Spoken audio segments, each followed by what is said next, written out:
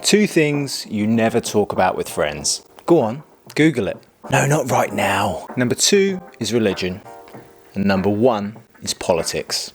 Yep, I'm gonna go there. G'day guys, my name's Ross and I moved with my family to Australia during a global pandemic. The UK and Australia share so many wonderful similarities, and sometimes we overlook how close we truly are. Politics is all around us, and we sometimes forget that despite the geographical difference, we are pretty close. Like, do you get it? It's supposed to be, nah, don't worry. Take the way we lovingly refer to our illustrious leaders. We just can't help but shorten their names. Scott Morrison becomes ScoMo.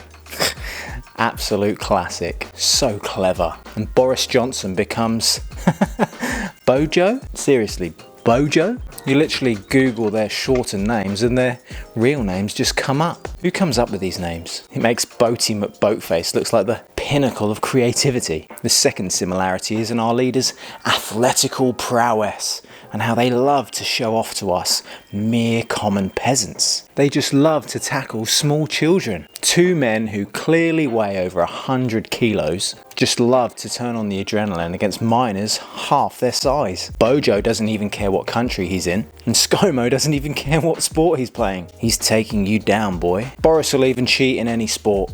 He just simply has to win. Well done, Boris. Well done. Did you know that elections are always held on the same day? I mean, they're different days, but they're always the same. Does that even make sense? In the UK, they're always held on Thursdays. I think it's something to do with pubs. Apparently, people would be more sober to vote on a Thursday because historically they get paid on a Friday and they just use their money to go out and get pissed. Good on you, Britain. You obviously can't trust people to vote if they're drunk. Well, in Australia, they can't even trust people to vote and they fine you if you don't do it. But here, elections are always held on a Saturday. Maybe then it's because you can watch the ballot live on TV and it gives something better to watch on a Saturday night. Or maybe it's because they actually want people to be drunk. I think it's just so that they can bribe people with a free sausage sizzle. There's even a website that you can go to find your nearest sausage sizzle so that you can celebrate democracy. Does it count as democracy if they make you have to vote? Now, in the world that we now live in, it's nice to know that even global pandemics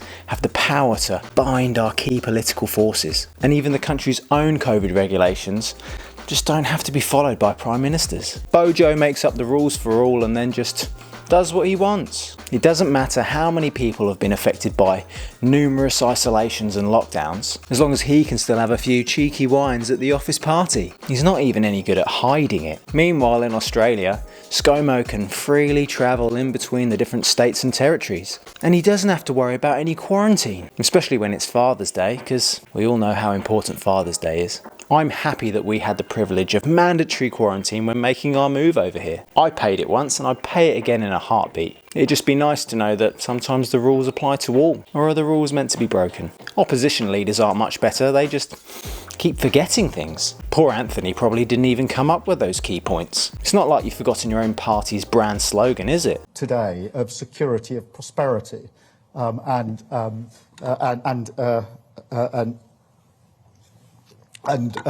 respect. Hey, don't worry. There must have been something in that water. No matter what country you're in, you always get your fair share of racist politicians.